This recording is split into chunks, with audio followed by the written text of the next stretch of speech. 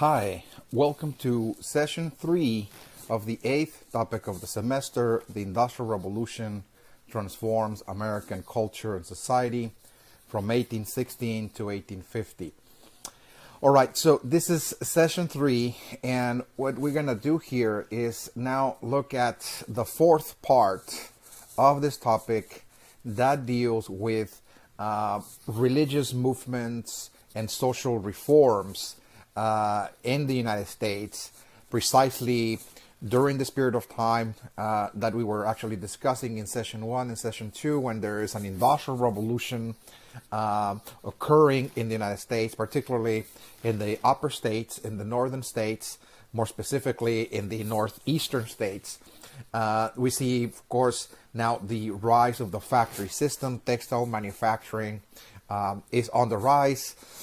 We see, of course, along with it, a system of wage labor as well that is now implemented in the upper states.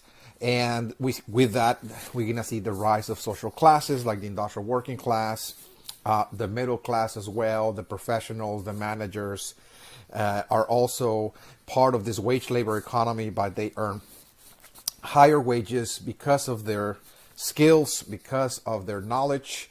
That is very useful for running, for administering the industries. And so society is changing dramatically in the upper states, in the north, with this new industrial capitalist system. This is a new economic system that is now on the rise in the north. That is actually reorganizing societies in terms of now people coming together to work in factories, to work in industries, earning wages, for example. They're now congregating to live in cities, large urban centers as well. And there's also, of course, massive transportation facilities built all across the north in terms of the canals. We talked about the canal era, for example, the steamboats that are connecting the upper states together, and of course the railroad revolution as well. That is also, again, connecting all of the upper states, all of the north, the northeast, the midwest, the Ohio Valley. All of those states are now interconnected through a system of rails. And so the entire north is now operating under an industrial capitalist economy, whereas in the south, that's what we looked at in session 2. In the previous session, the U.S. South is not really moving in this direction. It's actually moving in a different direction. It's amplifying its agricultural economic system based on cash crops, in cash crop agriculture, but most specifically, again, is really cotton agriculture. Cotton is becoming the main crop of the South. There we've seen massive expansion of plantations across the western territories. New states joined the Union from 1800 to 1860. About 8 states are going to join the Union as plantation states, all of which were actually growing cotton for the Industrial Revolution, for the industries. And with it, we were talking about how, of course, we're going to see also the massive expansion of slavery. The system of labor that comes with the plantation system is also going to expand, and the South is going to grow very dependent upon this system of labor called slavery.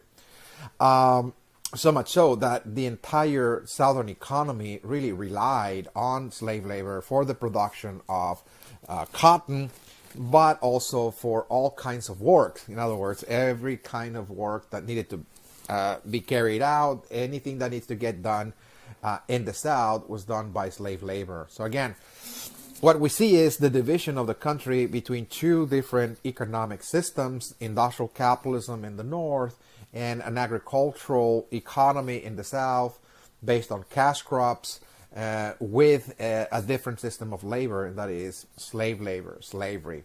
Okay, both systems were pretty much working side by side. Now, in this session, what we're going to do is look now at part 4. So let's go to our slide now, part 4. So we can now look at another very important change that the Industrial Revolution brought about in the United States. And this is something that the Industrial Revolution indirectly caused. This is not, the intended consequence of the Industrial Revolution. This is the unintended consequence. In other words, that some of the rippling effects of the Industrial Revolution in American society is that it actually led to the rise of new religions. Okay, we're going to see new religions on the rise, religious movements. We're going to see more and more people congregating, forming associations, new churches, actually new religions altogether, living outside in their own communities, etc. Because they really, again, were responding to the changes of the Industrial Revolution. In other words, that the Industrial Revolution brought so much radical change in the way people lived that ultimately people felt that in order to adapt, in order to survive into this new world that was emerging before their eyes, this industrial civilization, that they turned to religion, that they found in religion a source of comfort, a source of peace, a source of inspiration, in order to move into this new civilization and perhaps even change it, reform it in a way that it was going to be more meaningful, more fulfilling for them. So again, we're going to see, of course, religious movements in the United States from 1830 to 1845, and many of which were actually part of a religious revival movement that was known as the Second Great Awakening. Again, this is the Second Great Awakening that led to, again, a religious revival with the rise of new religions and so on.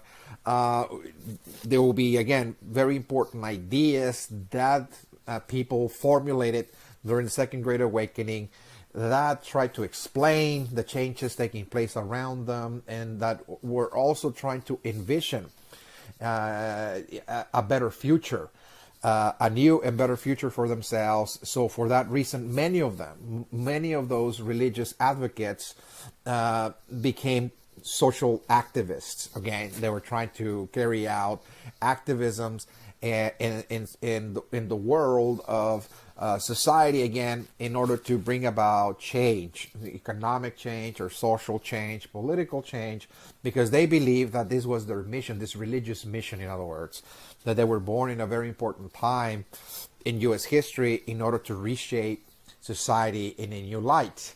Many of the things that they wanted to change were actually problems or obstacles or challenges that the Industrial Revolution created, by the way. So it is really what the Industrial Revolution actually created, a series of problems, if you will. This is the unintended consequence. This is not something that it was intended.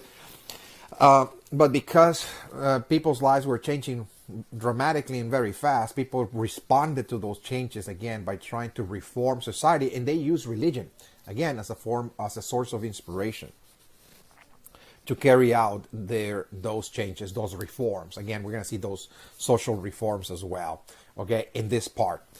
Now, okay, so let's look at the root causes of the religious movements and social reforms from 1830 to 1845. In those 15-year period in U.S. history, it is undeniable that this is the spirit of the age. This is the spirit of their generation, is that, again, there's intense religious activity taking place in the U.S., okay? Americans are like in a religious frenzy, in other words, in that many of them are turning to religion, they're joining churches, they're participating in different types of religious activities, or creating new religions, by the way, altogether. Some of which actually are going to step out of the mainstream society and try to live outside. They're trying to create their separate religious communities elsewhere as well. Okay, so this is the spirit of the age. This is the mood of the time. And also, along with it, as we'll see again, is that people were also thinking about reform. Reform was also part of people's ideas, people's intentions people's aspirations, what people aspire, what they tended, is that they also wanted to bring about reform in society as well. So what are the root causes for this? In other words, why is it that in that 15-year period or so, Americans were so much caught up in this frenzy, if you will, of in religion or reform? And I will outline several causes, to explain this phenomenon. Okay, and the first one, again, is really something centered directly on the issue of the Industrial Revolution. Okay, the Industrial Revolution itself was perhaps the primary factor that pretty much created the setting for the rise of religious movements and social reform movements in the United States. So let me explain how and why this is so. Okay, so number one, so what we see here in the United States is that with the rise of the factory system, we talked about the textile factories in Waltham, Massachusetts, spreading all over New England, places like also New York, etc., New Jersey, Pennsylvania. There's going to be, again, a series of industries, factories propping up across the Northeast.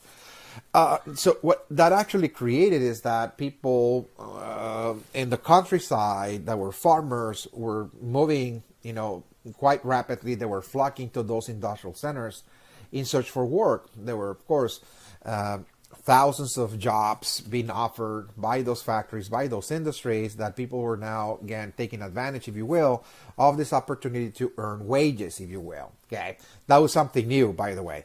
This is something that industrial capitalism introduced in society, wage labor, people earning wages. So what that did is that it led to the growth of big cities, what we call urbanization. Urbanization is nothing other than just, again, the society is now congregating, again, people congregating now around cities. And more people are now living in cities. The Industrial Revolution created that change, in that Americans are gradually, slowly but surely, now moving away from their rural areas, again, living in the countryside, in small farming communities, farming towns, and they're now flocking to the cities. It's called urbanization. And of course, people are in those cities finding a whole new reality. Again, they're surrounded by people that they don't know. They're strangers, because back home, the place you left, you knew everybody, even by name. Again, everybody pretty much knew each other, etc. Those were small communities. And people found a lot of comfort in those small settings of the past. There was a sense of belonging, a sense of community. Again, that people actually left. When they migrated to the city, they left that comfort, that setting in which people felt integrated into the rest of society, because those were small communities, by the way. Okay, but now they live in cities. They're surrounded by, tens of thousands. Eventually, there will be hundreds of thousands of strangers that they don't know anything about. Many of them are going to be immigrants, by the way. And that now they're working inside of factories, they're working inside of buildings, operating machinery, they're surrounded by machines, etc. So this was a whole new environment, but it was also a very strange world, that the people migrating there, the farmers, the American farmers, are confronted now with a whole different reality. But this is a new reality, but it's also very strange. Okay, it's full of strangers, and they're surrounded by machines. That's also very strange. Not that it was bad. I'm just saying that that's how people actually experience, again, that change. There was a radical break from this agrarian past. People felt totally detached or dislocated from this very comfortable agricultural past, and they romanticize the past. Many people living in the cities look back and say, "Oh, we just left that existence back home. When we were farmers, it seemed that everything was going great, etc. We lived simple lives, if you will." But here in the city, again, this is very strange, to live here, to be operating in factories, etc. Again, we spend a lot of our time inside of a building, for example, whereas back home, back in the farm, you work outdoors. You spend really, all of your working day, your working time outdoors, with the fresh air, in nature, with the elements, etc., the moisture, the soil, and the like. You were very much in tune, in contact with the elements of nature, okay? And people pretty much yearn for that when they go back and see that they just broke away from this past, from this agrarian past, and now they find themselves again in a whole new setting. So this is first and foremost one of the root causes that led to this religious movements, is that people are looking for meaning. In other words, they're looking for meaning. They're looking for a sense of belonging as well. Okay, they feel that they don't belong in the city because they don't connect necessarily with the people living there. Okay, neither at the workplace nor where they live, etc. Again, is a whole new environment. So this is first and foremost. People are going to start now growing, nostalgic. That they left something, that was worthy, in the past back home. And of course, one of the reasons why they're going to turn to religion and they wanted reform is precisely because they wanted some form of change to take place in their society. And we're going to see, of course, how they're going to turn to religion, okay, around this time. So again, number two, the other root cause that led to those religious movements and social reform movements as well, is that in the cities, in this new setting that people are now find themselves in, is that many of the cities back in this time, whether we're talking about American cities or even European cities for that matter, so again, cities all over the world, but particularly the industrial cities, so far there's only two nations that are industrializing, that is Great Britain and the United States. So those cities, those are something new, again, arising. People are actually living now.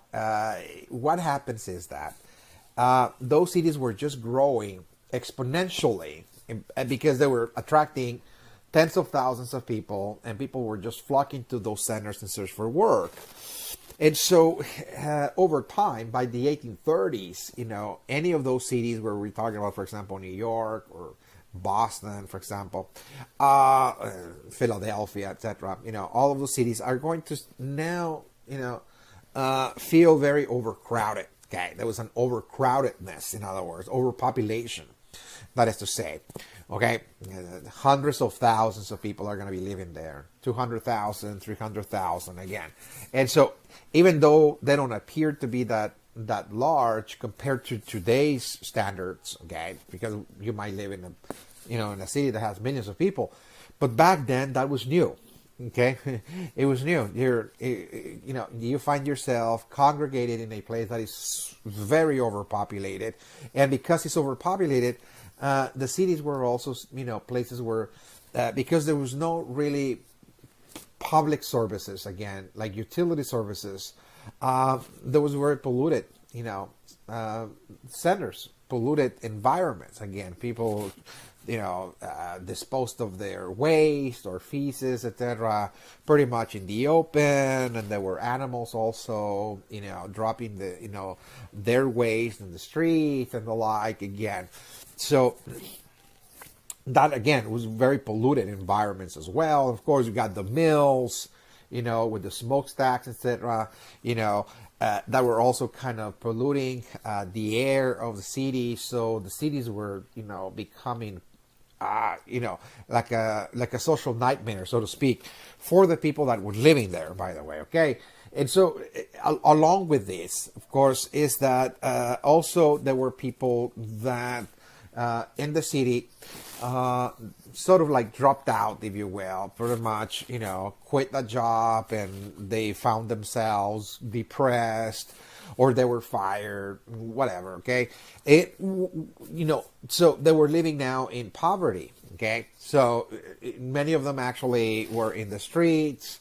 Some of them lived in very precarious conditions, like very poor, with very limited means, limited resources. And so we also see that, again, that it was very visible in the cities to see, of course, poverty as well.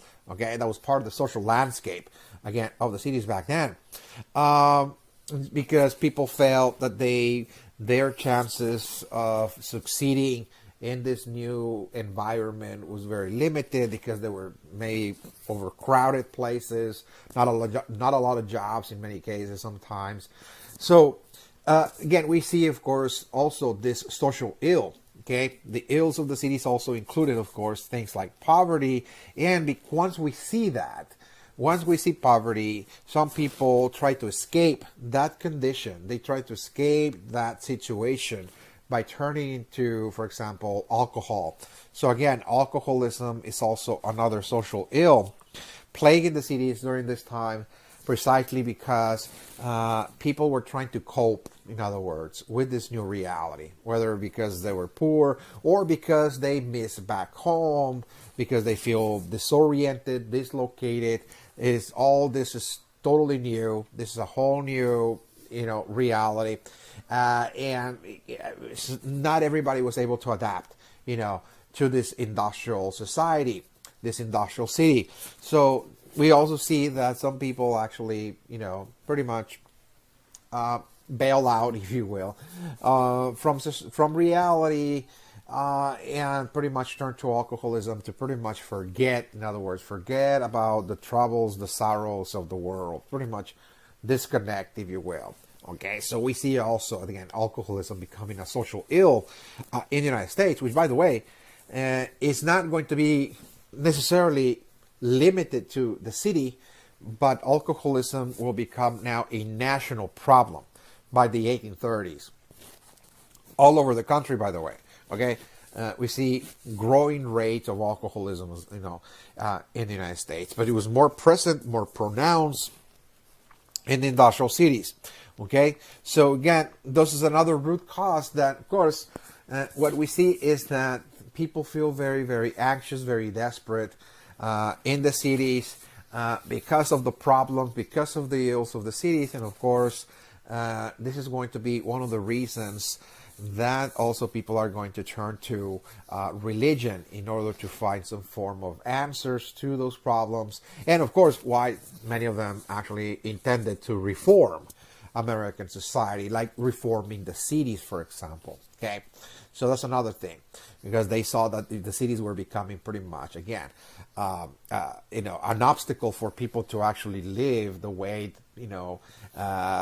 nature or life or God intended, again, for humans to live on Earth. Okay, so another root cause for the religious revivals and the social reform movements of this age is that it's something we already saw again in session 2. We're going to see the massive expansion of slavery and the slave trade in the U.S. Okay, so it was something that people expected when the Republic was created. Okay, in 1787, the expectation back during this time, let's say late 1780s, 1790s, that somehow slavery was going to fade away gradually, that this institution was not going to last very long, and that generation of the founding fathers pretty much envisioned a time when it was just simply going to go away.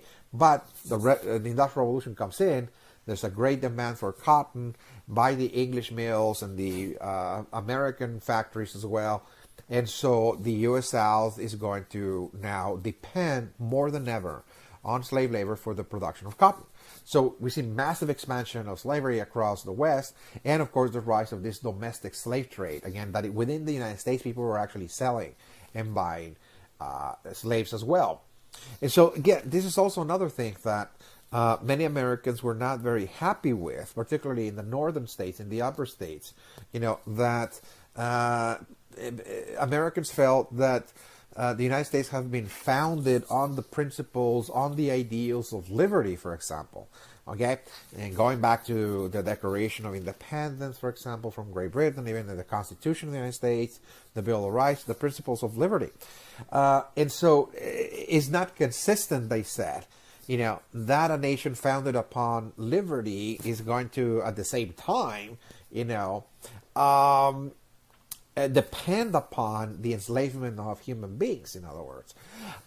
So again, this is something that also made people very much conscious, very much aware that this is also an issue that needed to be reformed, in other words, that needed to be abolished, in other words. Okay? And so we're going to see, of course, that religious groups also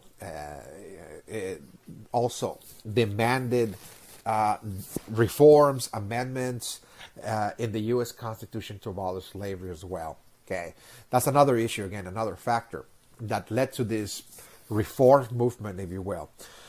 Okay, so the fourth factor, the fourth root cause that led to those religious revivals and social reform movements of the 30s and 40s is that we see, of course, massive immigration taking place in the United States.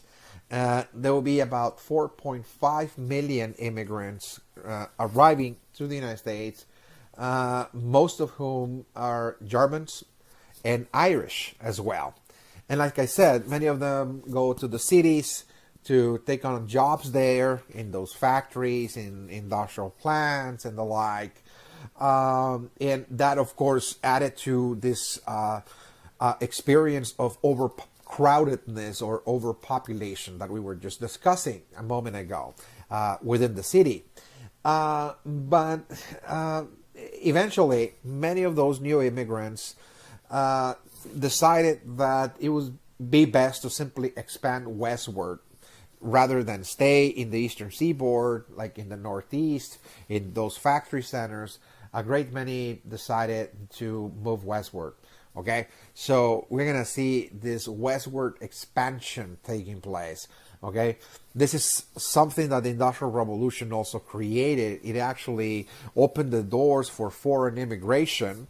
Again, Europeans are coming at great numbers because of the scarcity of labor. And as millions are coming, there's going to be a push by those immigrants to move westward. So the country was also growing and expanding westward as well. We see territorial expansion, the movements of millions of people into the frontier seeking land as well. And they're going to be creating their own independent communities in the West. So the significance of this is that this really created the sense that society was changing dramatically. Okay, that the country was growing, that it was growing because there was immigration. Okay, now in the U.S. And the fact that many of the immigrants were not English, that they were Germans and Irish, many of whom were bringing Catholicism, to the United States. Catholicism. There were German Catholics, Irish Catholics. People, began to really feel anxious about that. That the culture of the United States was changing. Okay, drastic cultural change. We got non-English groups coming into the country, and they're going to change the culture. Okay, they're going to change it because they speak German, because they bring Catholicism, for example. And we used to be mostly, again, peoples that connected back to England, from English traditions, English language, English families, and so on. Protestantism as well, but this is changing. And so that also added to the anxieties, if you will, that people felt that the culture of the country was changing in very radical ways, that people, feared that this identity, that they held so much in common, this English identity, if you will, this Protestant English identity, that was going to disappear. And when people feel that their culture is changing, and perhaps they feel that there's a severe, very real threat that the culture will simply disintegrate and disappear, people enter into a state of crisis. Okay, people feel again that they're not going to adapt to this new culture. Okay, because they don't feel that culture that is on the rise is theirs. So how are they going to fit in into this new culture? They don't connect with it. They don't identify with it. So again, so that really creates again anxieties, and this is going to lead people to join again religions once again that provided some form of answers to those questions as well. So immigration is another issue. Now I want to talk about now the last issue here that is going to lead to this religious revival and the social reform movements is another issue that affected the minds of Americans by the millions in ways that people also felt that their world, the world that they knew, that they felt very secure, the world of the past, was dissolving and that it was disintegrating. Okay, and the reason why people are going to feel that way in the United States during this time is because there were certain ideas that were now becoming mainstream in the United States, that were becoming mainstream in intellectual circles, among scientists, among the intellectual class, for example. The youth was also being educated into those ideas, and those are the liberal ideas of the Enlightenment. The liberal ideas of the Enlightenment, okay? The Enlightenment, we talked about that again when we're talking about the American Revolution. You know, the 1700s was the century of the Enlightenment. This is a philosophical revolution in Europe. You know, there were philosophers, scientists, mathematicians, writers, etc., that were pretty much innovating the ideas of the modern age, the ideas of today. Modern science, modern physics, modern mathematics, for example, the ideas of democracy, political representation, natural rights, all those are all the liberal ideas of the Enlightenment, by the way. Again, those are liberal ideas. Where people liberated their minds from all of the dogmas, all of the restrictions of the past, you know, particularly religious, you know, limitations. People were trying to free themselves from religious thinking in order to now think in terms of science, that is to say, you know, to bring about a scientific age. Okay, so again, Americans were now becoming more and more oriented, more attracted towards the ideas of the Enlightenment that actually promoted the idea that this world, again, that we inhabit, this world, this cosmos, this universe, was actually a universe that God created, by the way, but it left alone to work on its own, like a gigantic machine, in other words.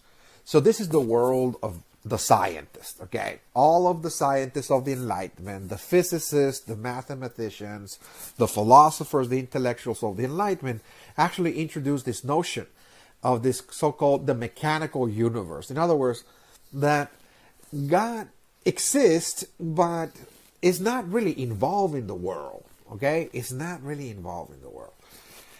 They believe, again, and this is called, again, this idea that I'm about to explain is called deism, again. It's a philosophical system that says that in the beginning of time, of course, God created the cosmos, it created the universe, but it created the universe in a way that it was like a machine, like a gigantic machine, okay? And then after it created the machine, it kind of programmed it to function in a specific way, the laws of nature, you know, we talked about that. It pretty much left the universe to work on its own in a mechanical fashion, that everything works mechanically. And God is now far removed, you know, is oblivious, if you will, you know, to creation. It's in another separate realm altogether, and is not really involved in the universe, okay, in the functioning, in the operation, in the lives of human beings. That everything that happens happens because of natural laws, the laws of nature. Everything from accidents to catastrophes to life and death, everything, whether we talk about a very fortunate event to the most unfortunate event, that God is not really involved in this. In other words, that is just part of nature, that everything works according to natural law. Okay. And most people were accepting that idea. It's called deism, again, that there's a God, but it's far removed from creation, and everything that happens is just, again, part of mechanical workings, mechanical happenings, if you will. So everything, again, everything can be explained in that way. Okay, the most unfortunate events are pretty much things that happen in nature because of the laws of nature, in other words. So if this is really becoming the way people see human existence, how they see themselves in this world, this is how people find meaning, is, again, in reality, this is really making people feel very, very isolated, okay, in the world. And so we're trapped inside of a machine, and our bodies, by the way, is also a machine. And we find ourselves inside of a machine in which we're pretty much like just trying to figure out how the machine works. But where's the connection? Where's the connection between myself and others? Where's the connection between myself, let's say, and God? Is there a spiritual connection that connects ourselves with, again, a higher order? And that higher order is involved. It cares for us, for example. It's involved in our lives. Because if it is not, the way the deists are saying, then people feel anguish. They feel isolated. That no matter what you do, okay, you're going to be pretty much left alone. You're on your own. And whatever happens, happens. And that's because, again, those are mechanical, very heartless, pretty much, laws of nature.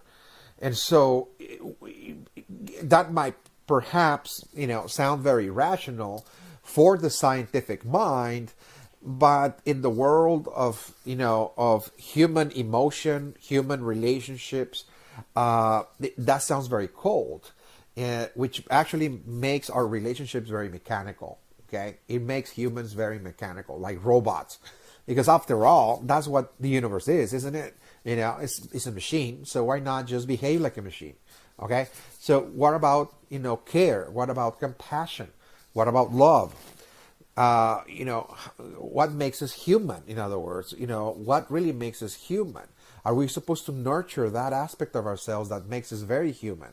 Again, which is really something that we feel from within, that connects, finds connection, with the world at large, that we feel connected with everything else, that is to say.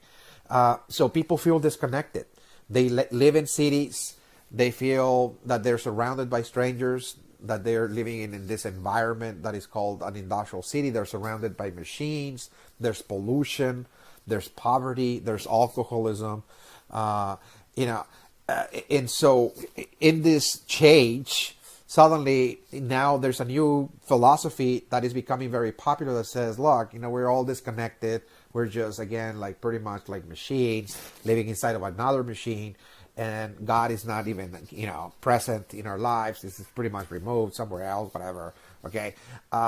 So, of course, the sensation is that people are now feeling totally cut off, from society, cut off from one another, cut off from the spiritual plane.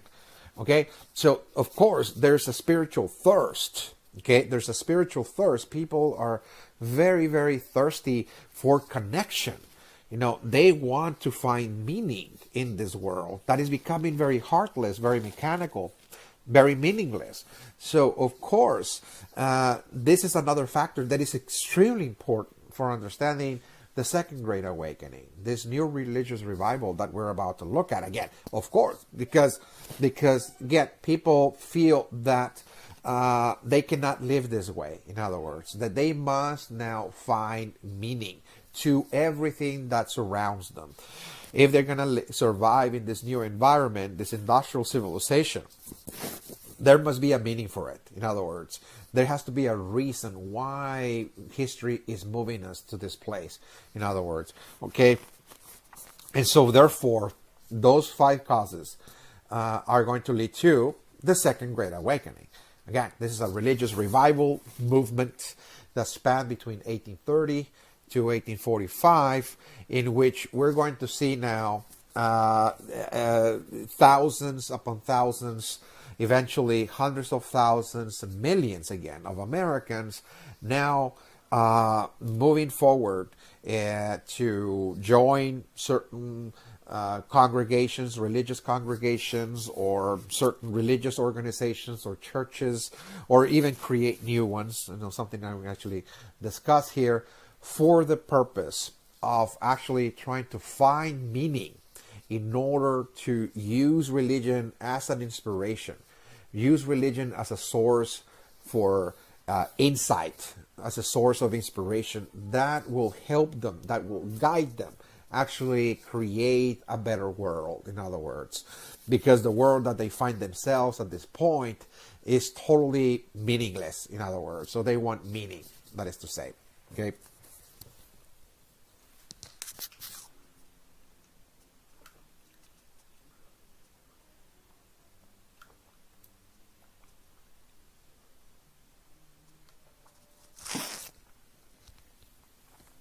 All right, so let's move forward.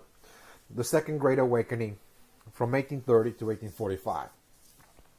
So we covered the First Great Awakening, okay, back in the 1700s, from 1735 to 1745, actually. So 100 years later, we're going to see yet another religious revival. The First Great Awakening was really, again, the attempt to bring back the issue of salvation back in people's lives in the colonial period, because, you know, back in the colonial period, religion was fundamental to people's lives. This is the main driving force for the migrations of the Puritans, the Quakers, the Pilgrims into North America from Europe, out of Europe, to create their ideal societies. We looked at that again, and how the First Great Awakening was an attempt to really bring back again the idea of salvation that was being forgotten pretty much by the young generations. It was pretty much discarded altogether. So that was the First Great Awakening, the rise of the evangelists and the Methodists and the Baptists, etc. You know, the rapture, you know, the new ways of preaching, charismatic preachings, and so on. We looked at that quite, extensively. But here, the Second Great Awakening was a response, a direct response to the changes that the Industrial Revolution was bringing about. Okay, a direct response to that, because there was a new civilization on the rise. This high-tech, modern industrial civilization was now beginning. It was the dawn of a new industrial age. And the 5 factors that I just outlined, again, were actually factors that people saw as obstacles for people's ability to adapt, to find meaning, to find a world that will make sense, in other words, in this new civilization that was emerging very fast before their eyes. A new civilization was ending, this agricultural civilization, and a new one was beginning. It's called industrial civilization. So when there's always a transition, when people find themselves in a transition between one world and another, when one world is being shattered and is collapsing and disintegrating, another one is beginning. The people that find themselves in the middle transition, they have a very hard time pretty much finding meaning, because there's one reality disintegrating and another one is very beginning, but this new one that is very beginning has a lot of problems. Okay, this industrial civilization has a lot of problems.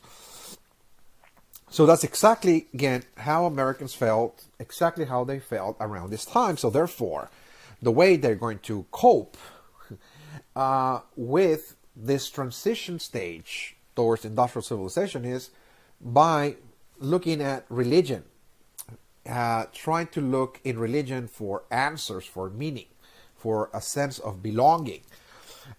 So they're going to now create what is called a religious revival that is going to be the second religious revival in U.S. history.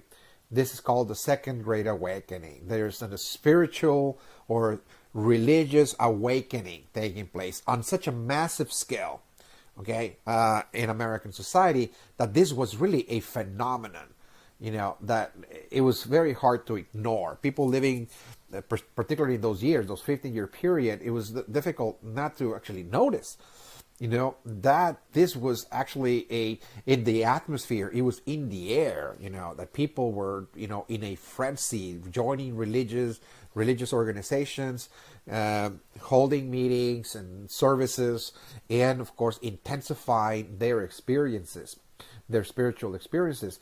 Now, the Second Great Awakening, the difference between the first and the Second Great Awakening is that the Second Great Awakening was more like of a prophetic movement. Okay, it was prophetic in nature. Prophetic. It was, prophecy was really the driving force of the revivalists of the 1830s and 40s. Many of them were coming from Protestant churches. So this is a Protestant religious revival, by the way. There were several groups, not just one. There were Quakers, and there was a branch of Quakers that are going to be the revivalists. They're called the Shakers, Quaker Shakers.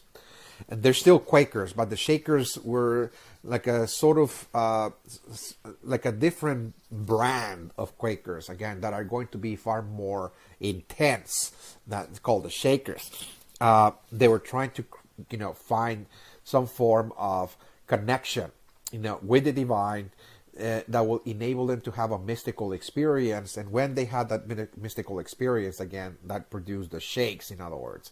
Okay, the Methodists were also another of those groups, the Baptists, and of course the Puritans. So Quakers, Shakers, Methodists, Baptists, and Puritans. And like I said, the Second Great Awakening, this religious revival, was really based on prophecy. Okay, it was really a prophetic movement that informed those groups, or let it just pretty much put it differently, in that those groups actually used biblical prophecy, okay? Because the Bible has, of course, a series of prophecies in different parts of different books of the Bible. So it's in the last book of the Bible, the book of Revelations, that talk about the coming of a new world, okay? The last book of the Bible, the book of Revelations, again. It's called the Apocalypse, by the way. It really it foresees, it announces the dawn of a new Christian era, okay? This is what is called Christian millenarianism. Okay, Christian millenarianism, again, those are biblical prophecies that announce the dawn of a new Christian age. Okay, it's Christian millenarianism, and that age will last for about 1,000 years. That's called millenarian. 1,000 years. There will be 1,000 years of peace, and Christ will rule the earth, and so on. Okay, there will be prosperity, and so on. So, biblical prophecy talks about that, of course, that Christ will return to earth for a second time to bring about this new age, if you will, this Christian age. So, the people here, the Americans, again, living in this time, actually read those passages of the Bible and said, oh, so the Bible says that when the world is disintegrating, okay, when there's chaos and disorder in the world, that's a sign that Christ is about to return. And so what they interpreted, from those texts is that because they saw their world disintegrated, this agricultural civilization was coming to an end, and a new one was beginning, they said, well, we must be then, in the middle of a transition that is going to experience the dawn of this Christian age, because we're seeing the destruction of one world and the beginning of another one. So maybe this new world that is beginning is the Christian age. So they said Christ then is about to return, because we see the signs everywhere. Okay, the disintegration of communities, alcoholism, poverty, the expansion of slavery, and the like. So they thought, oh, this is again, biblical signs. In other words, we're surrounded by signs that are telling us that Christ is just about to return. And they believe that that event was about to take place. Okay, that was not something that will happen in the distant future or in the nearby future, but it was going to happen in that generation. Okay, they were very convinced, again, that the second coming of Christ was going to take place in their generation, that they were going to witness it, by the way. They were very, very convinced about that.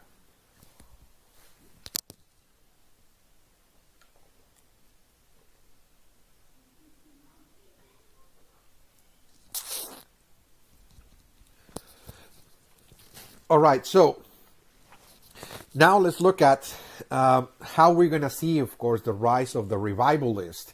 Now that we understand, what led to those groups to actually interpret, the ending of one world and the beginning of another one as the signs that the Bible talked about, that there will be disintegration and chaos and destruction all around them before Christ will return. So they said, well, this must be it.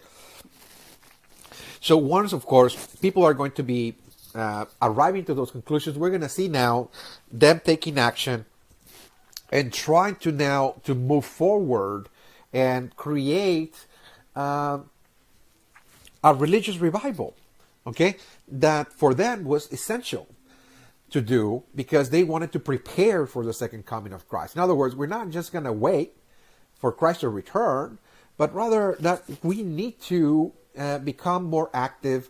We need to rekindle spirituality in society. We need to awaken our religious interest, our spiritual experiences, so we can get ready. In other words, so we need to get ready. Okay, so that was really, one of the central purposes again of the revivalist movement that we're about to see is that people wanted to really rekindle, religion in society.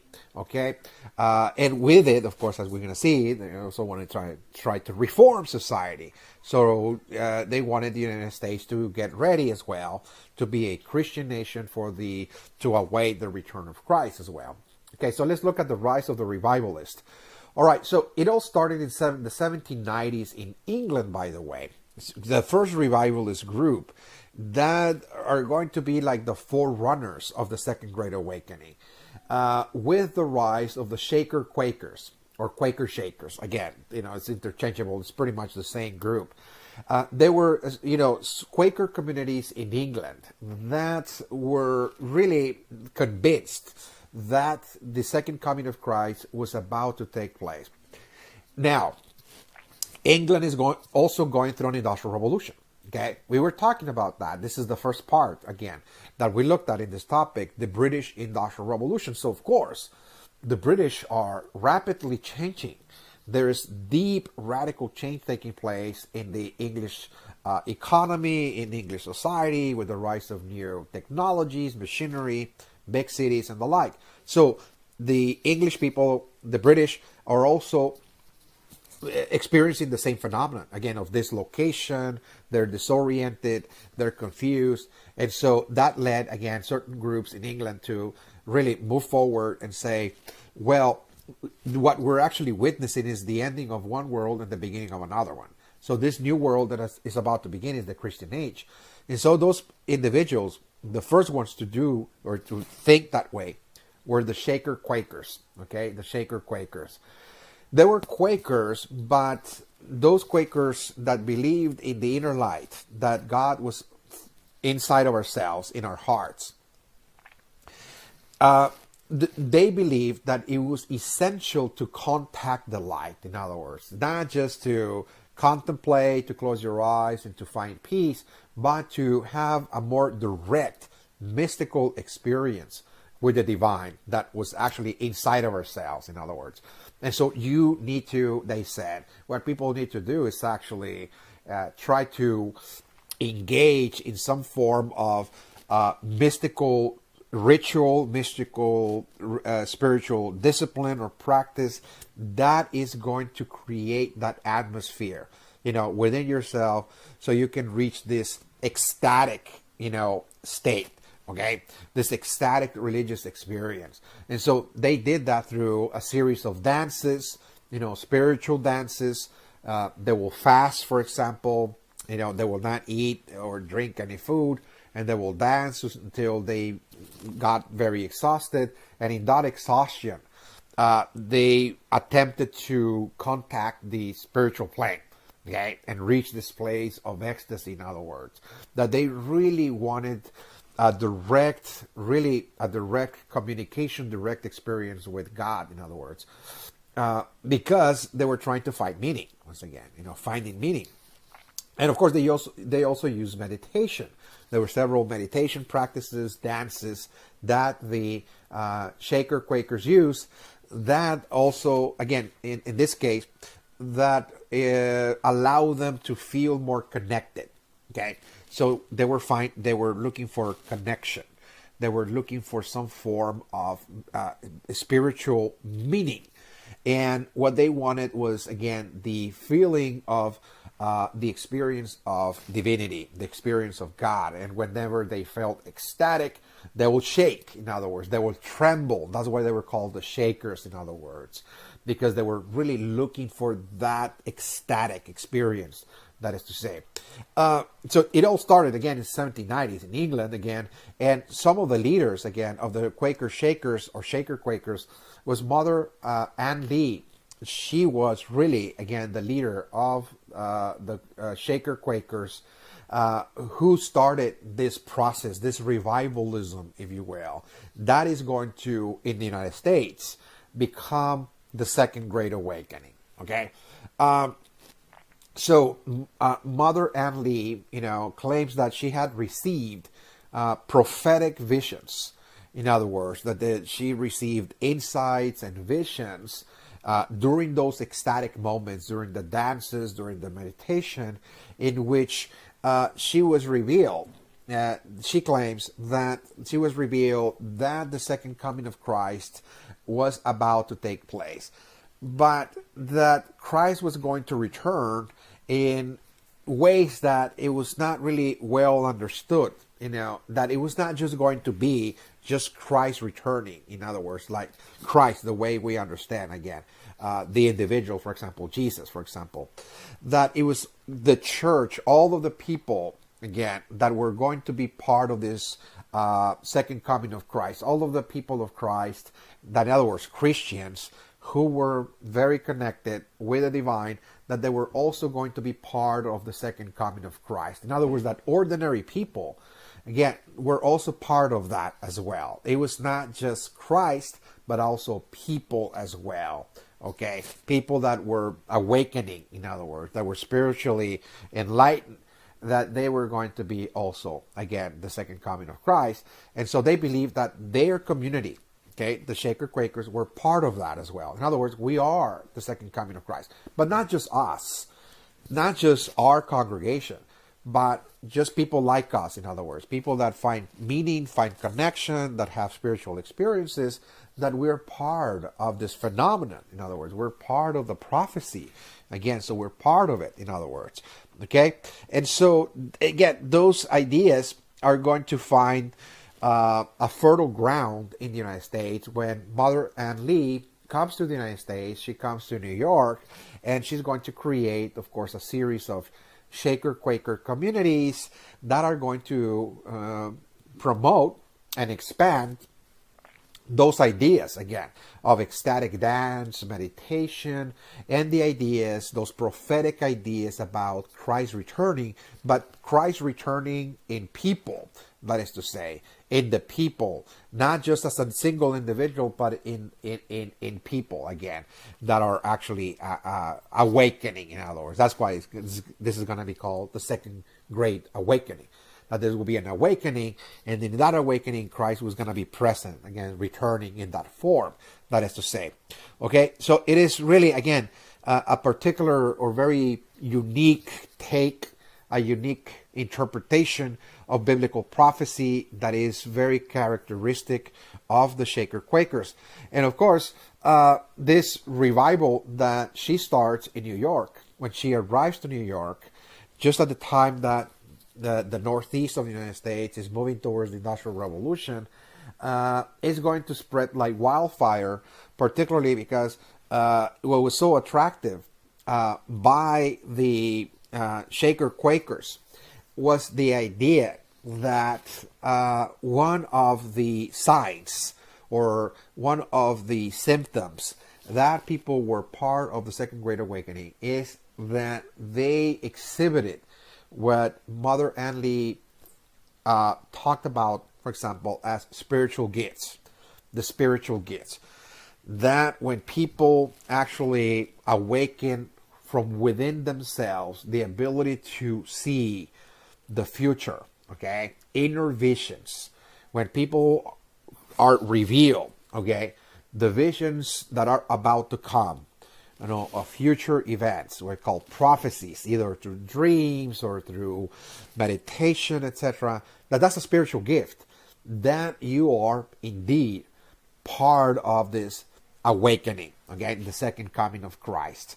And people were really, in New York, flocking to the Shaker Quakers, particularly because they wanted the spiritual gifts. In other words, this really was something so attractive, so appealing for Americans, particularly, again, in the industrial cities, that this was, again, like a connection. Like, well, if you join those communities, if you practice those disciplines and so on, you can have ecstatic experiences, but you can receive those spiritual gifts as well, prophetic visions, in other words. This is, again, so people were thirsty, for those kinds of experiences. This is very important. There was a certain lack, if you will, of spiritual meaning.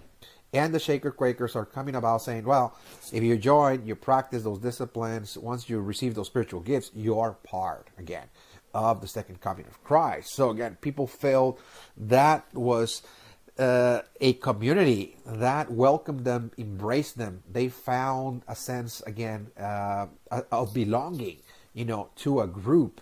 They found themselves connected, to society through those particular, again, experiences. Okay, so this is very important, how we're going to see more and more people joining the Shaker Quakers, and eventually, again, there'll be other Protestant groups that are going to pretty much join the revival that the Shaker Quakers began. The Baptists, the Methodists, and the Puritans are going to likewise flock to that movement and say, oh, indeed, this is, what we're supposed to do. We're the second coming of Christ. We agree that Christians that awaken themselves spiritually, that Christ is with them, and this is the way Christ is returning as well.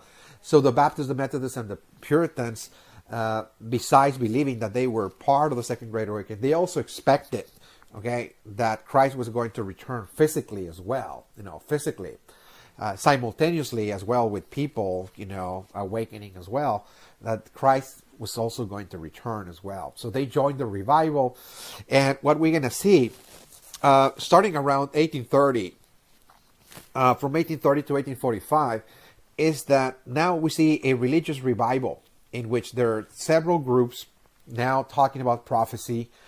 They're talking about biblical prophecy, the dawn of this new Christian age, and so on. And there's more intense religious activity taking place. Okay, it's not just that people are, hoping or dreaming or fantasizing about Christ returning, but rather they're now going to the church and participating in all of the activities.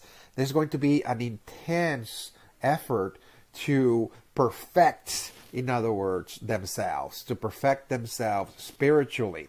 The drive towards perfectionism, it was called.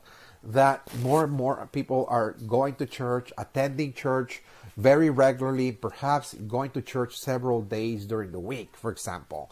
Okay, that's how intense people felt. Because people felt that, look, Christ is about to return. So if we don't prepare ourselves, it wouldn't perfect ourselves. We're not going to be ready.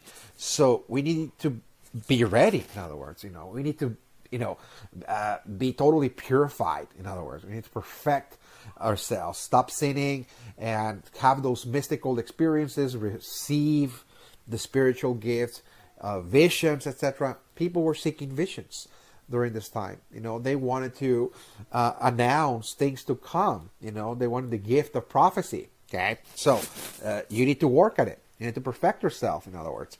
Okay, so this is, again, what Americans are doing in great numbers during that 15-year period. Again, the drive towards perfectionism. Okay, and we're going to see really the rise of new religions. They're Protestant, by the way.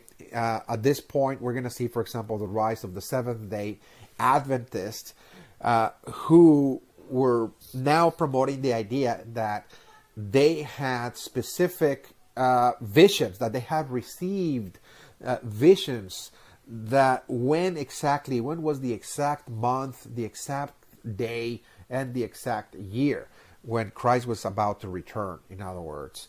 Okay, the founder of this religious movement was William Miller. He was one of the founders of the Seventh-day Adventists, who were very convinced, again, this is coming from the Second Great Awakening, that were convinced that during those mystical experiences, those ceremonies that they practiced, that they had received the gift of prophecy that informed them that Christ was about to return on March 21st, 1844. That this was going to be the end of the world, in other words, okay? The end of one world, okay? And that Christ will return, and there will be now 1,000 years after that. 1,000 years, a Christian age, in other words, a Christian era. And people prepared for it, as a matter of fact. In that day, people pretty much awaited, the Seventh-day Adventists again, they pretty much awaited Christ's return by congregating in their churches, etc., and they were really expecting. That's how intense, again, this prophetic movement actually was. That's how intense it was. Okay.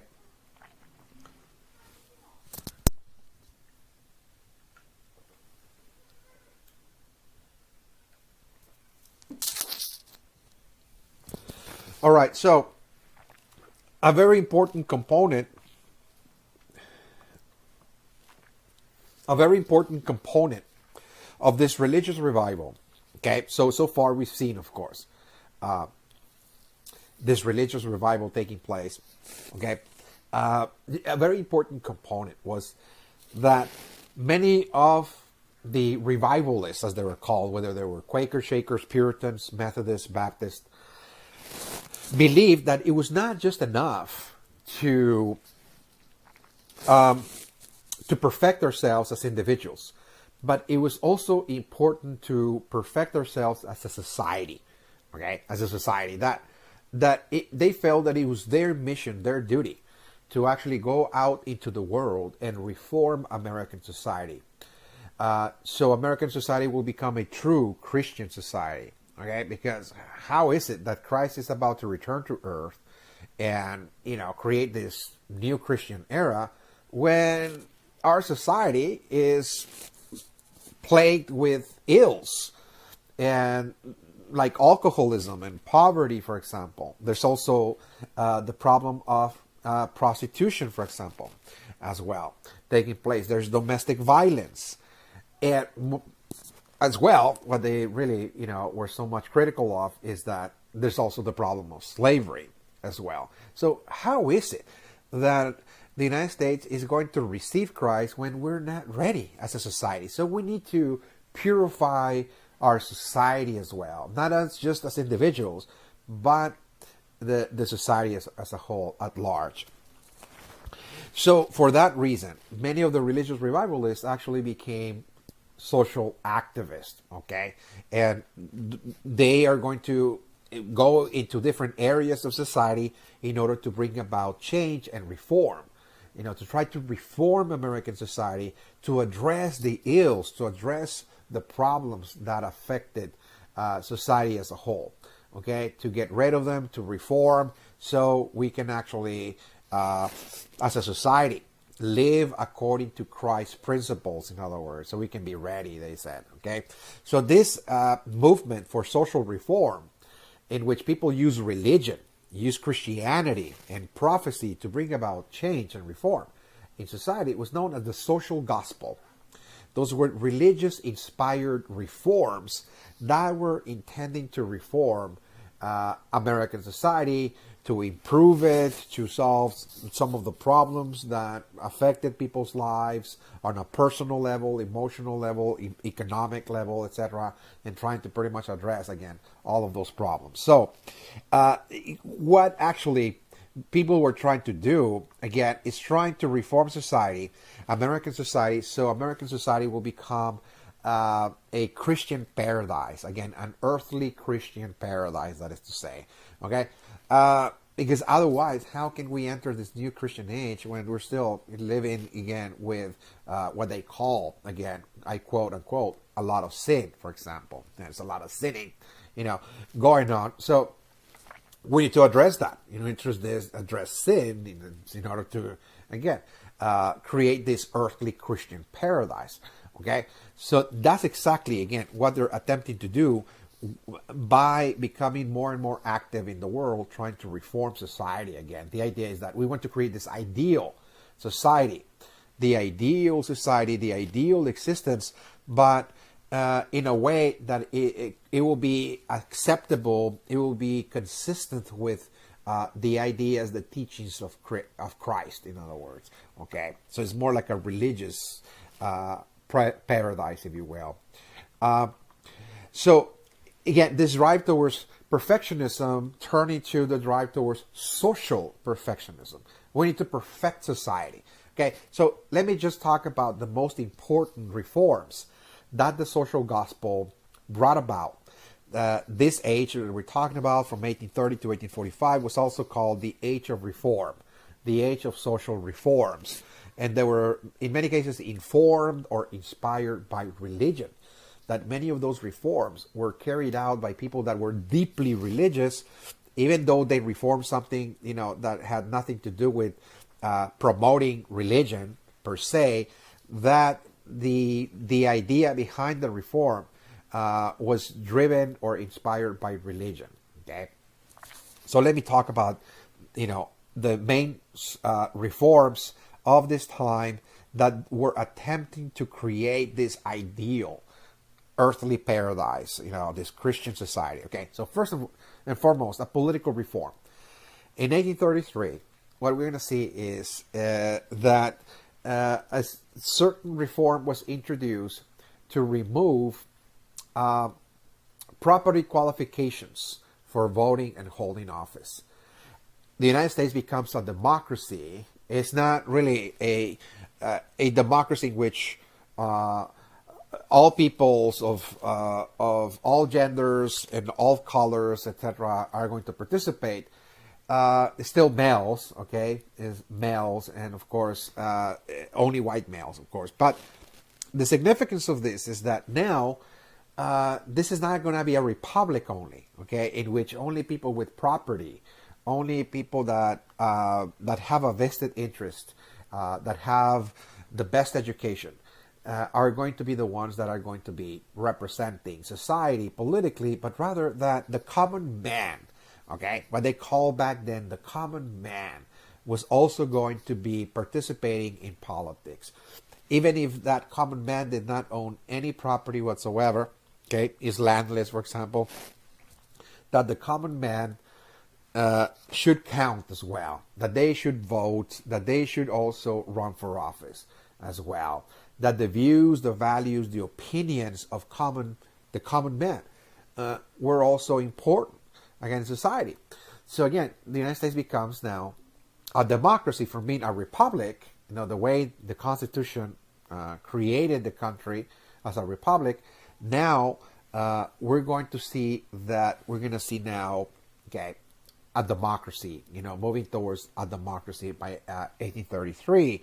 And of course, this is something that was even documented, this idea that, was so popular at the time, the idea of democracy. People wanted to participate in decision making, they wanted to vote. that the idea of the common man, was documented by a French writer, a French intellectual who came to the United States, Alexis de Tocqueville, who was actually in the 1830s pretty much visiting different communities all over the country, by the way. And he was actually taking notes, all his observations were written the way he experienced Americans, particularly in the Western territories. He was really amazed how in the Western territories people were creating their own communities and they were running their own communities, by themselves. They were congregating and they were actually raising their hand, taking a vote whenever something needed to be done, again, or a tax or a road, etc., something that needed to be created. That people were actually constructing their own communities, participating in the construction of their own societies. And he wrote a book, that will be very famous, by the way, called Democracy in America. Okay, Alexis de Tocqueville. This is a classic. Again, it's called Democracy in America, in which he's now writing his observations of the United States of the 1830s, in which he says this is really a society in which individuals see themselves as really, having the same equal value in the political system. That is to say, this is what we called egalitarian societies. That, this idea of equality, political equality, equality before the law, again, that this is very much alive. This is very present in American society, particularly in the West, more so than in the Eastern Seaboard. That as farmers and immigrants move westward, they're pretty much creating their own independent communities and they're running them. Because in the territories, there were no laws. There were no political structures, no institutions. So people were pretty much running their own lives in a very egalitarian fashion in which they saw themselves as equals, that is to say, okay, in the Western territories.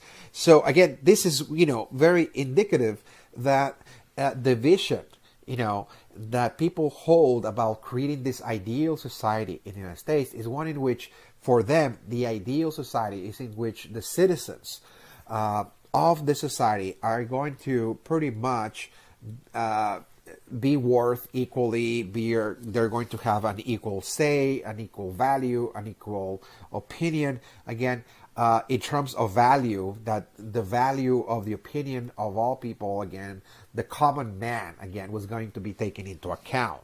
Okay, so again, Americans are now trying to shape society. They're trying to reform it in a way that their vision of the future for the United States, how they envision the United States as this ideal society, is one in which, again, there's going to be democracy, in other words. Okay, so it becomes a democracy, so to speak, in 1833 with the removal of the property qualifications for voting and holding office.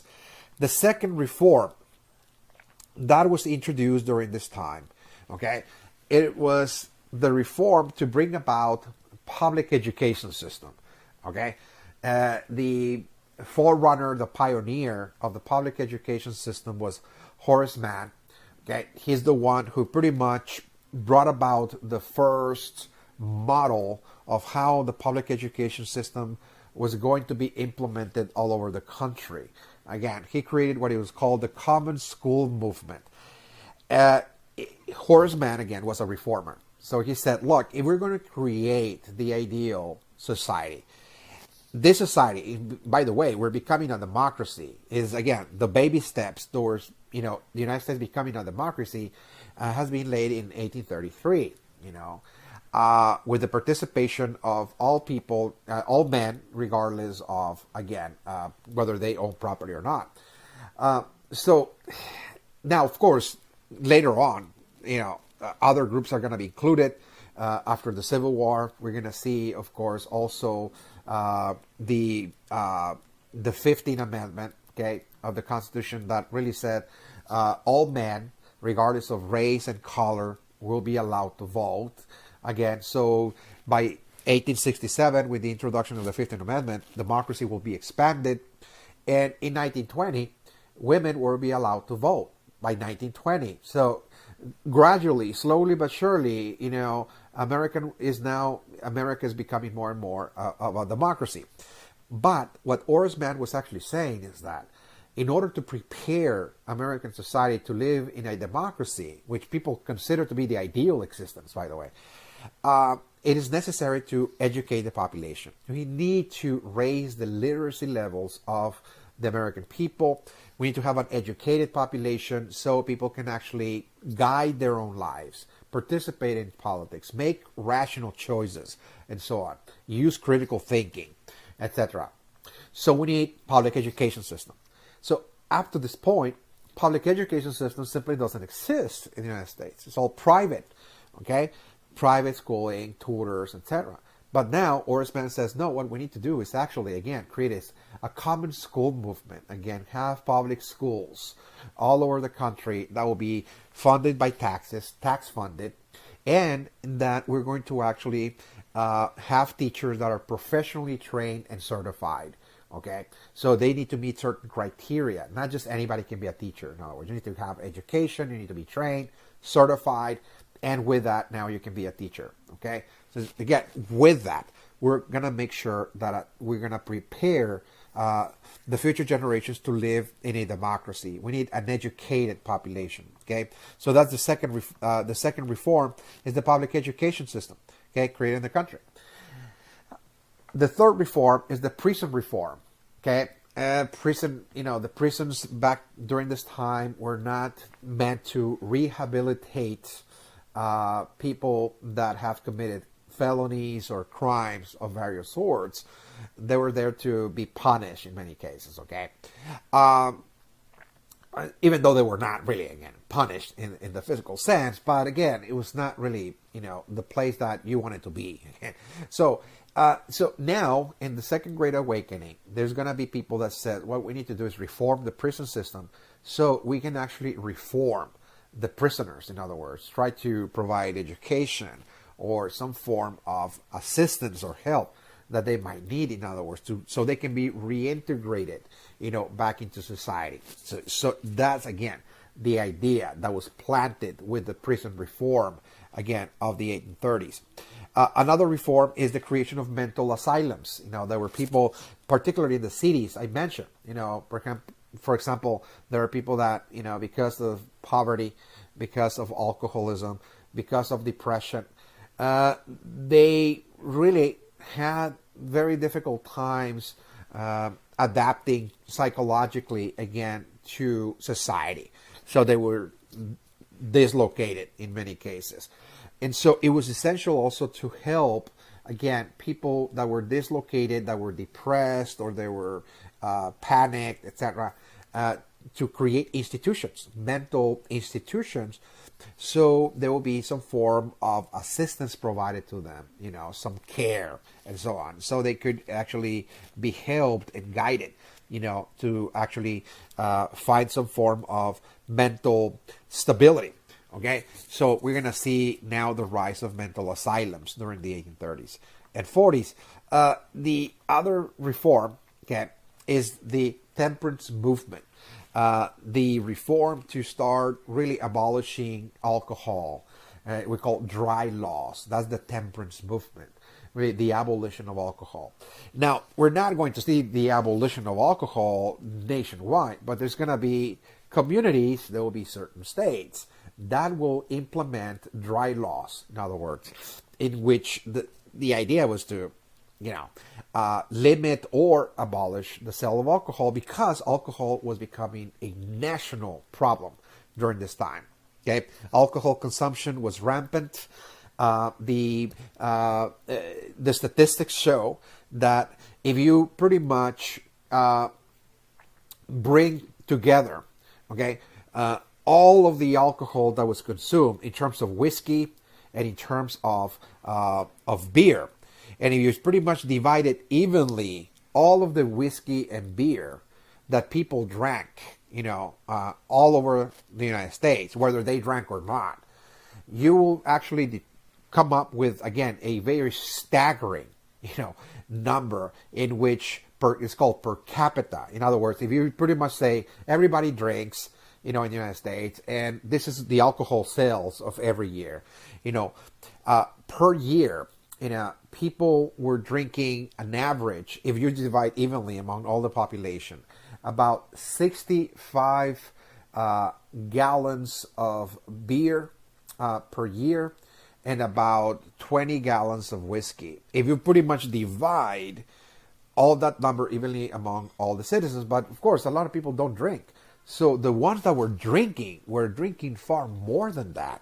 So again, what that led to is alcoholism and, of course, domestic violence. Okay, there's domestic violence because of alcoholism, of course. So it was essential, again, for the revivalists to promote the idea of temperance, to go sober. In other words, look, don't drink, let's prohibit alcohol and so on. There's the temperance movement, okay, on the rise. And of course, the abolitionist movement is also fundamental during this social gospel. Again, that the revivalists of the Second Great Awakening were convinced that the greatest ill, the greatest, what they call, quote unquote, sin, of society of the United States was slavery. So we're going to see the birth of an abolitionist movement during the Second Great Awakening. Okay, this is a reform movement. And this reform centered on reforming the Constitution, amending the Constitution to abolish slavery, to make it illegal in the country. And of course, some of the revivalists were the forerunners of the abolitionist movement, like William Lloyd Garrison, deeply religious, individual from Massachusetts, Puritan, who believed, again, in the second coming of Christ. He was part of this revival movement, the drive towards perfectionism, the drive towards social perfectionism. And he opened up a newspaper called The Liberator, in which he wrote a lot of essays and pieces, again, criticizing slavery. He was against slavery, and he was promoting the idea that we need to end it. Again, this is something that we must end once and for all.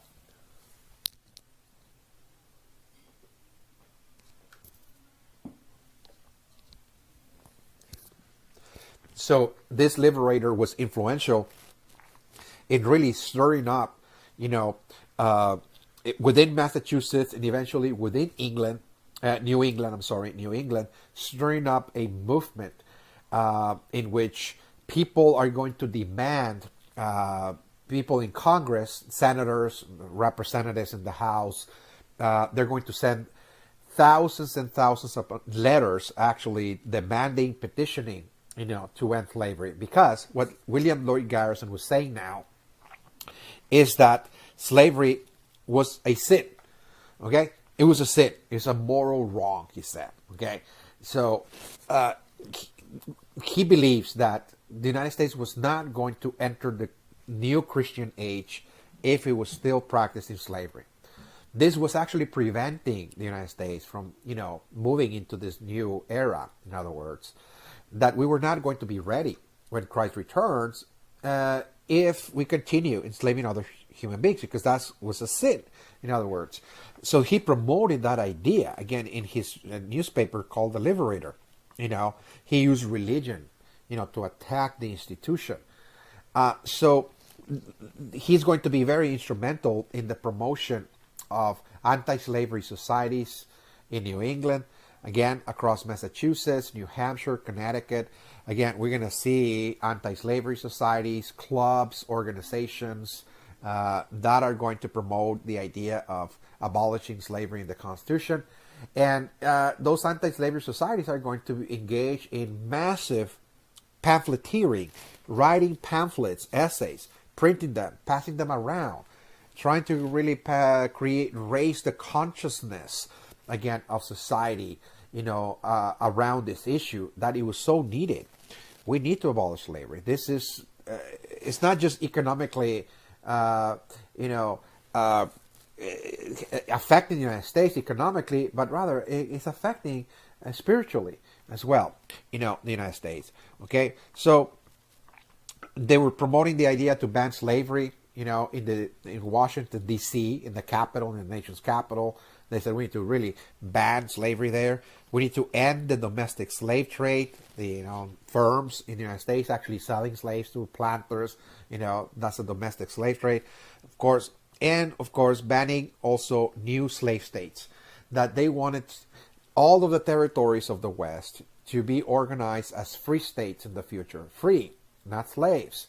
That as Americans were moving westward, because they are, now by the hundreds of thousands, and they're going to settle the West, and they're going to organize new territories, that we need to make sure that we're going to be a nation, again, that promotes liberty, so not slavery. Okay, so need to ban all the slave states.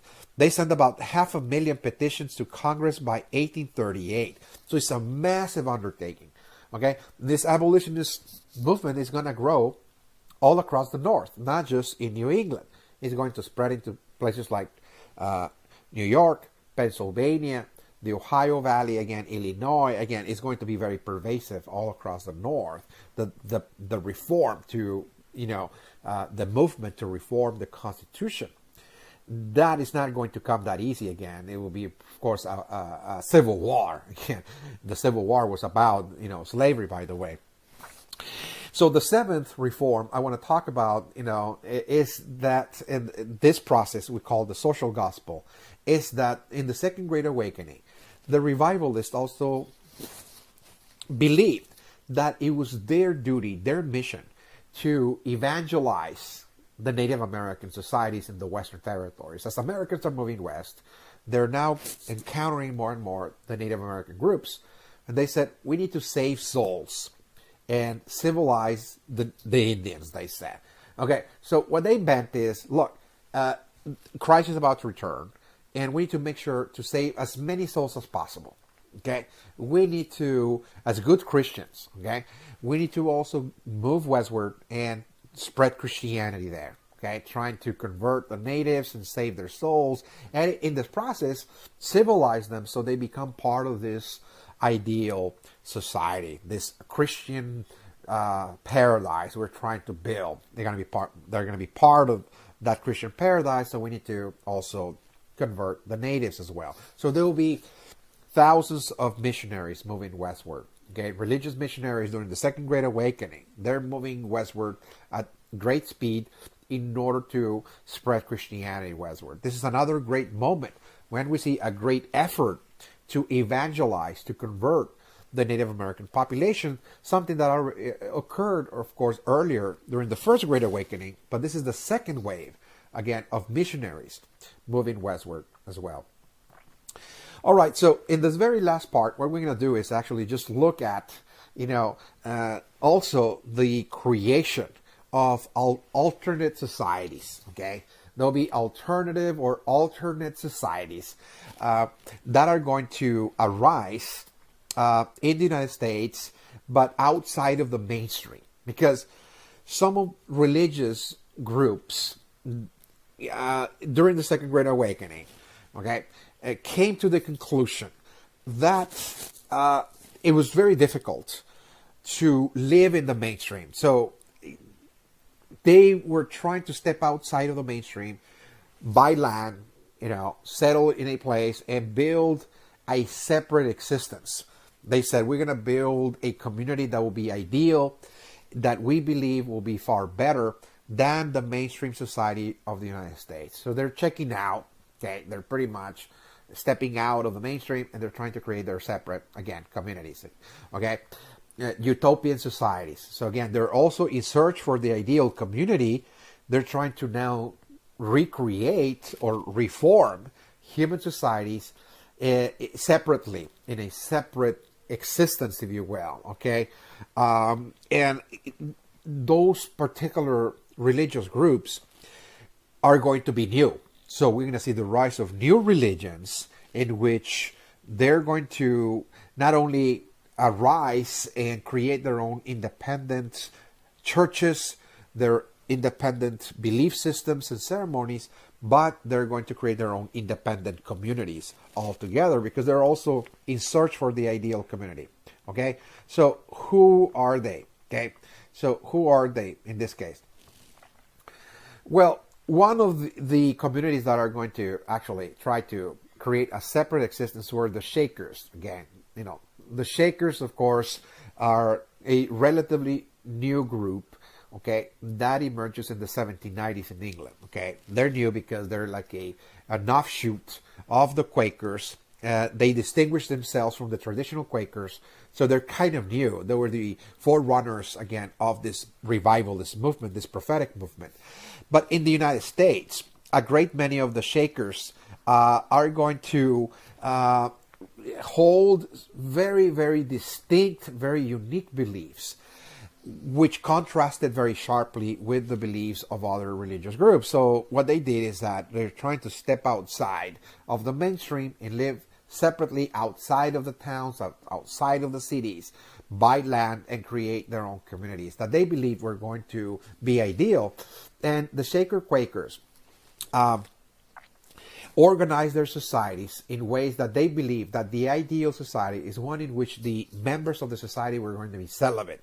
In other words, celibate. In other words, that they were going to practice celibacy, not to have relationships. In other words, even within a marriage, again, they were going to be extremely disciplined, extremely restricted in that regard, that they were going to simply try to maintain that kind of discipline. Okay, so celibate societies, and also that the organization of the society was going to be communitarian. Again, communitarian social organization in which they're going to now function as a community. Okay, we are a community. The community is the social organism. We're not just individuals trying to work for ourselves, trying to better ourselves, but we have to see ourselves as simply parts of a whole. In other words, that the whole community is your like fraternity. In other words, like a fraternity, that you have bonds, you have connections to one another, you're all brothers and sisters, and you're functioning as a community. It's communitarian. And that the families function as little enterprises. The family units were seen as the basic unit of the community that all members of the family have to work together, like a sort of mini enterprise, so to speak, in order to make the family actually work. That, again, those were little cells, if you will, those families that needed to all participate in providing sustenance, farming, for example, and the like, in order to sustain the family as well. Okay, so they believe this is the ideal existence. So they were very strict in that regard, that, relationships were very much, prohibited in the traditional sense, even within established marriages. And again, people felt that this is the ideal society. Okay, another religious group are going to be the Oneidas, founded by John Humphrey Noyes. That also created their own utopian society, this ideal society. They really wanted to create something new, they said. So we feel that this is going to be the new community of the future. Okay, and so in their mind, in the minds of John Humphrey Noyes and the Oneidas, from New York, by the way, they believe that the ideal society is in which everybody is married to one another. Okay, called group marriage. Okay, so your partner is not just your exclusive partner. That is to say, you're like your wife, for example. It's also the wife of the other members of the community, and likewise, you're also the husband of the other members of the community as well. Okay, so it's group marriage, of course, and they were supposed to, of course, because they're all married together. Of course, the social relationships, the intimate relations, were also quite loose in that regard. Okay. So again, this is something very different that was appealing perhaps to certain individuals that were trying to find meaning, find community, to belong to a group. And many people were driven again to the Oneidas, for actually forming communities. And also in terms of the entitlements, for example, of the resources and the land were held in common. The individual private property is non-existent in an Oneida community because people are all entitled to the land. They're all entitled to farm. They're all entitled to use the resources. Again, it's communal land holdings as well. Okay, so again, this is really like a laboratory, like a social experiment in which we're going to see again religious groups trying to experiment, with community building, and they're trying to use religion as a way to kind of bring people together, to create a sort of fraternity, a fraternal community that they all believe in the same ideas, again, the same beliefs. And the idea is that people are trying to attain perfection through this called, group marriage, for example, and no attachments to property, that everything was everybody's, in other words, everything within the community was the possession of everybody, in other words. Nobody owned anything, okay? And number three, of course, the Mormons. We're going to see the rise of the Mormons also in the 1820s, 1830s, 1840s. We're going to see, again, the rise of the Mormons during the Second Great Awakening, which were created by Joseph Smith. According to the Mormons, he was like the prophet, so to speak. Again, that actually led to the creation of the Mormons. And in this particular religion that also stepped out of the mainstream, it's actually a religion that is going to move westward, is going to move followers and sympathizers of the Mormons to the west. They're going to practice what is called polygamy, in that males were expected to have multiple wives as well. It was allowed. And so one of the social theories of the Mormons is that back during this time, the reason why they instituted polygamy was because there were many widows, in other words, in society, because the death rates were, quite high. Males died at a faster rate than women. Many of them actually died during wars, for example, wars in the West with the Native Americans, or the War of 1812, etc., or alcoholism, etc. Again, that males will die more than women. And so many women, dependent, of course, on the protection of man or sustenance from man. And so what the Mormons were simply doing is that males that were affluent, that had certain qualities of leadership or wealth, etc., that they were actually just protecting, in other words, women. That's why women were marrying men that were also married to other women, not only because, they were trying to find a partner, but rather it was a sense of protection, in other words.